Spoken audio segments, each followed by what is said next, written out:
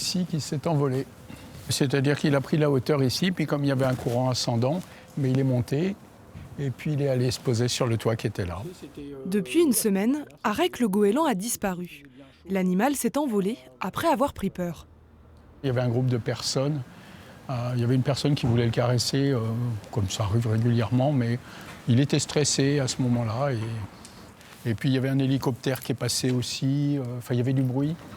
Alain et Arek, c'est une histoire d'amitié qui a commencé en septembre 2023. L'animal a franchi la fenêtre de l'appartement du Brestois et depuis, ils ne se sont plus quittés jusqu'à il y a une semaine. Alain explore depuis le quartier de recouvrance pour remettre la main sur son animal. Il peut également compter sur la solidarité des Brestois.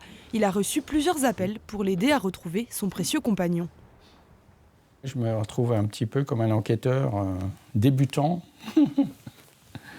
avec une affaire à résoudre. Et c'est un peu, oui, il y a plusieurs téléphones, il y a des fausses pistes, il y a des personnes qui ont vu tout simplement un goéland. Pour le moment, aucune piste n'a abouti et Arek reste introuvable. Alain ne perd pas espoir pour autant. L'hypothèse positive, c'est qu'il s'en sorte et voilà, et qu'on ait passé 2 ans incroyables.